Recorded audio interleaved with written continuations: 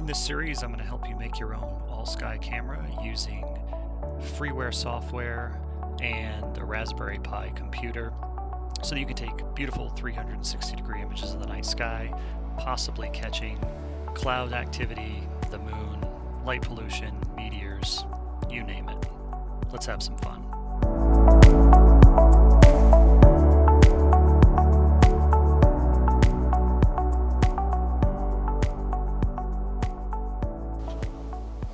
All right, so we're going to look at the Raspberry Pi that we're going to use for Allsky. Open the box up. There's a lot of different kits. Here we're looking at the Pi4 4 gig. There's an 8 gig. There's a couple other options we have. If you haven't seen the Raspberry Pi before, pretty straightforward. USB 2, 2 USB 3, 2 of those, Ethernet, audio, 2 HDMI out, USB-C power in. There's also another port here for camera, and there's a port here for display, another display port for an on-box option there for screen, various prongs for different options for power and some other things. Certainly directions. This particular kit also comes with a case, which you may or may not use, HDMI cable, fan, some heat sinks that we'll put on, Raspbian preloaded, which we can update, memory card, screwdriver, and a little memory card reader that you can pop this in and out. You can put this little memory card in there, and then you can pop it in and out of a USB port for moving data around if you need to do so. So a lot of options. So the 3 heat sinks have actually 3 locations. So this guy here is going to come up on this guy right there. This one, the larger one, is going to come up on here, and then the smaller one comes back, just double checking here, I believe it's back here behind these ports here. So, and it's just the more common components that'll get pretty hot, so we'll go ahead and put these on pretty quick.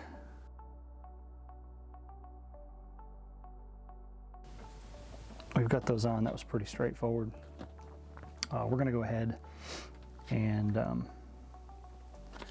use the box as well.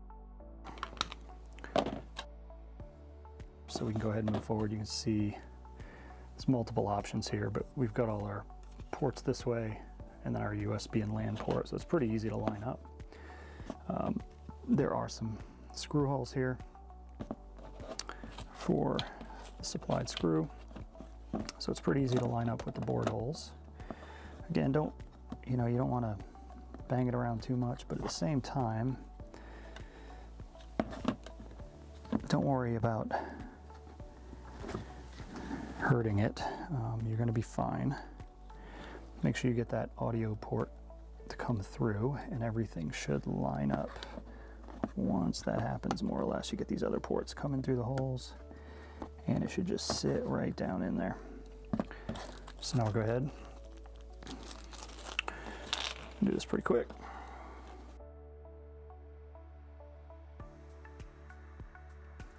So you got the 4 corners, everything's seated. You can see I get to my LAN port, my USB are showing, everything's lined up the way I expect it to be.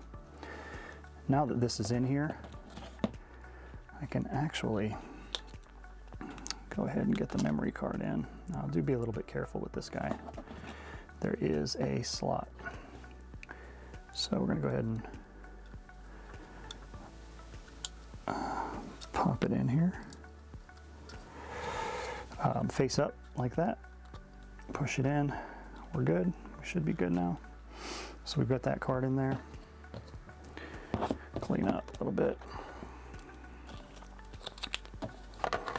Now the fan gets a little bit tricky. So with the fan, you want to get it up into this top here. But there's two ways to do this with the pins. These pins down here from a power perspective. And I'll be honest, it's not totally straightforward when you look at it for the first time. Now the book that it comes with does actually have some diagrams, and there's a way to either go a quiet cooling mode or a full speed cooling mode. So it is certainly something you can change later. We're going to go ahead with the full speed cooling mode for now. You've got a red and a black wire, and for full speed we are going to go, let's see, red to, should be 1 here, red to 1, so that should be this guy here. And then we want to go black to 6, which is ground. So that should be 1, 2, 3, 4, 5, 6. Should be up here. Let's try to give you a look at that. So we got 1 and 6 connected. Yeah, it looks like we want this one, this side in, the labeled side in. So we got some screws here. Again, they usually give you 1 extra. So we got 5 here.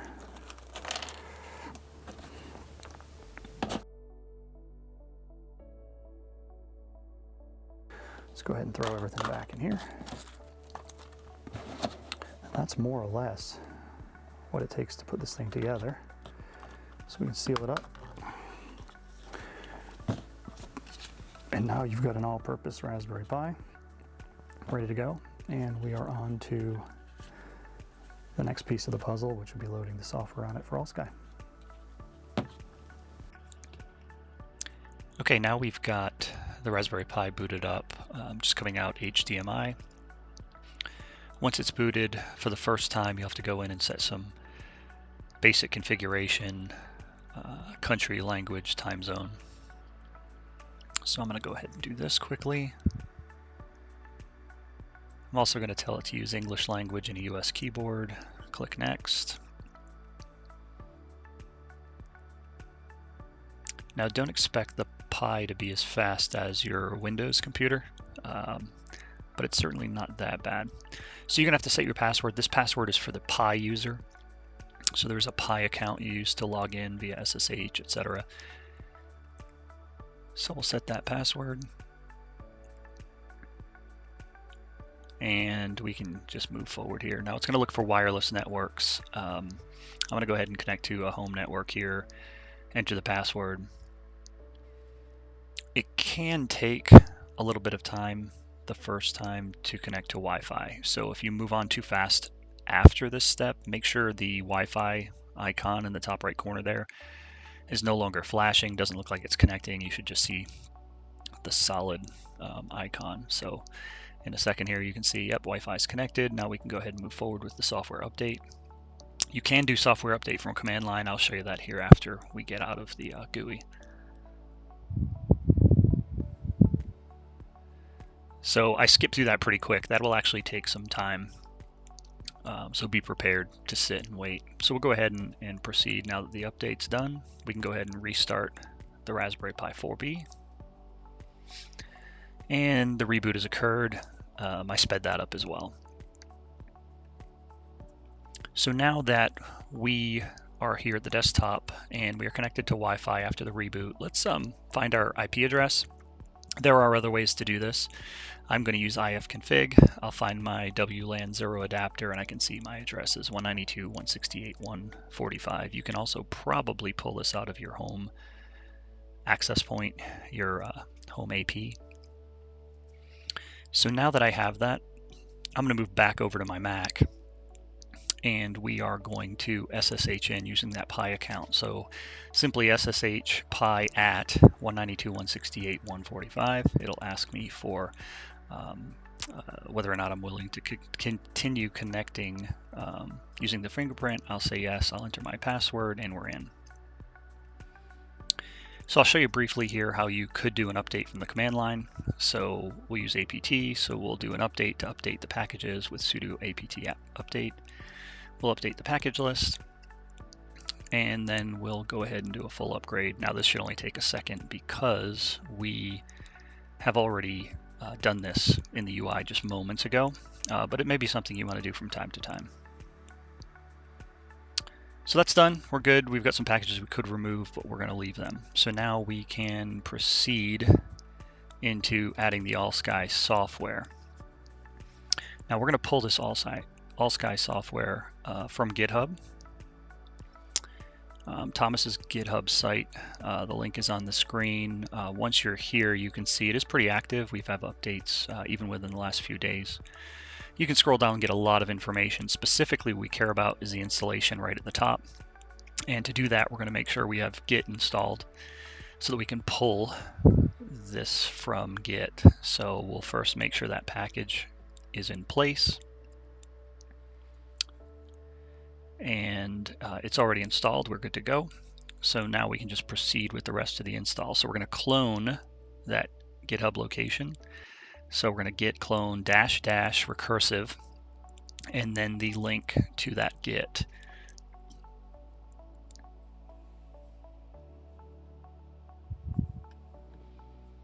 Now make sure you spell this right, certainly it'll fail if you do not.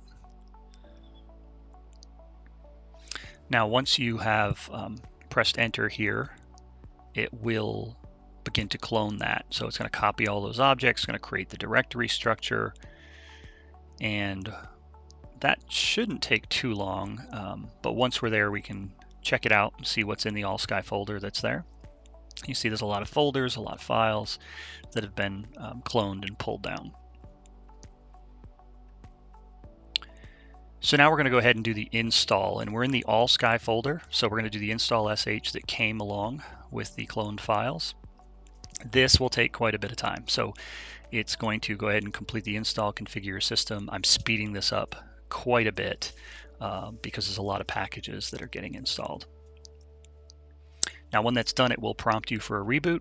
We'll go ahead and say yes, so type Y and we'll hit enter.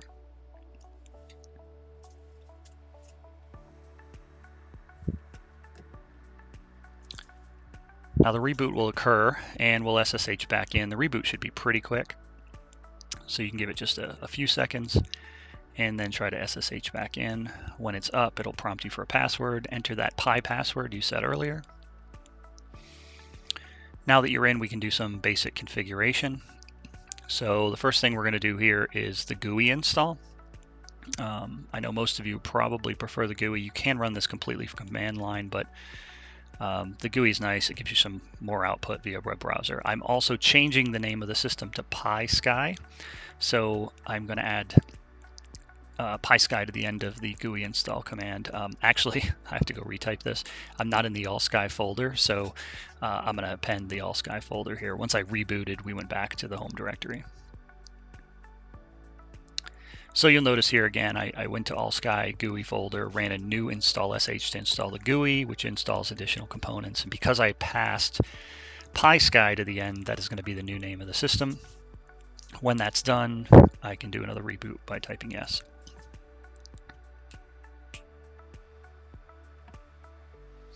And we'll SSH back in, but this time notice I'm going to SSH into Pi at pisky.local. That should now be resolvable on my home network. Because it's a new name, I'm going to go ahead and say yes to accept the signature, and then I'll put the password in for the Pi user. So now that we've got the UI installed, we can go look around various folders with the ls command, see that everything is in place. There's a number of configuration files, there's a number of scripts,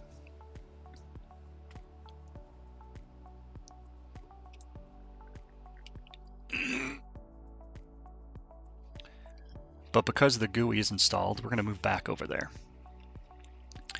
So I'm going to go to pisky.local in my Chrome browser, and in this case now the GUI uses a username of admin and a password of secret by default. So it's a new account. It does not use the Pi account.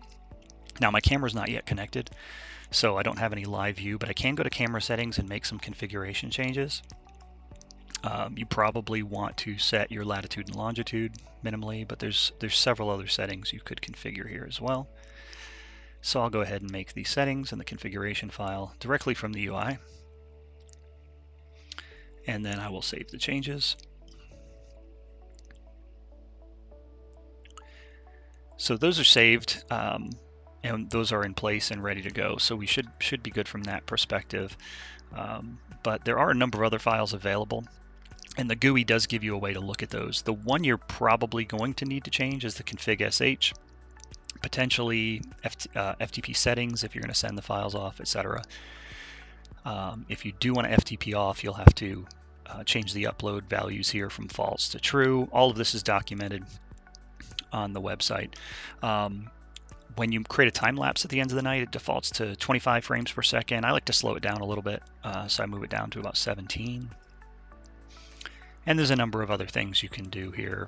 Number of nights to keep files for, various capture, 24-hour capture, or just nighttime capture. You do have the ability to keep the files for a while, whether it's day or night or both. And also the configuration folder is automatically updated when you put the UI in place.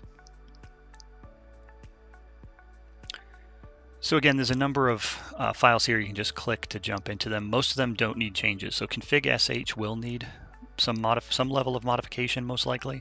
FTP settings will need modification. Newly added to the upload capability here is also Amazon S3, so you have that capability as well. Most people will use FTP or SFTP, pretty common.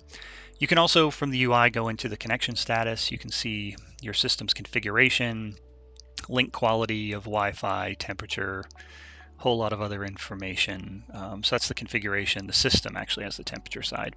You can see the SSID configuration, so that's modifiable here. You can change that admin user account's password.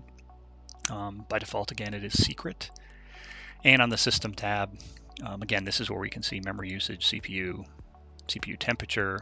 We can also stop or start the services or even reboot. I do want to call out one option here in the config.sh file. If you are having trouble generating your time lapses, it may be that the camera you're using is creating images that are just too large for your Raspberry Pi to process. If you don't have the 8 gig Raspberry Pi, I've run into this issue, but you can set the time lapse width and time lapse height to shrink that down and set it to something divisible by 2, and you should be good to go, but you may have to shrink those images. You also can, from within the interface, go to the images page, jump into the time lapses. This is the time lapse recording that I just created on this newly deployed Allsky, or in my case PiSky system. And notice from here you can view them and download them directly from the web UI by going to PiSky local. And again, if I get out of dark mode here, there are some other options beyond time lapse. We can go to the keyograms. If you're not sure what a keyogram is, you can come back to the GitHub project page. He has a great example of all the settings, but he also has information on keyograms and what they are. Fundamentally, what you're doing is for every image you're capturing, you're grabbing 1 pixel straight up and down from the middle of the picture across the night. So you end up with this left to right image showing you the center of every image, and it allows you to view whether you had stars all night long or you had clouds that rolled in and from what direction. There's also information on the star trail capability, and beyond that, at the bottom of the page there is the donation link. Please consider donating to him. The project team members put a lot of time into this and release it for free, and there's certainly some value to all of us. Additionally, you can go and look at an additional page that he's pulled together that allows you to publish your content very easily to a web server. I've done that here on my web page.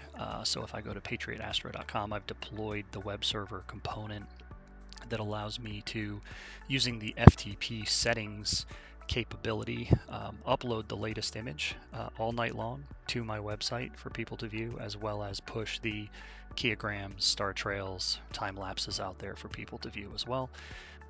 So here's an example of a time lapse running directly off my website. This is from the system we just built.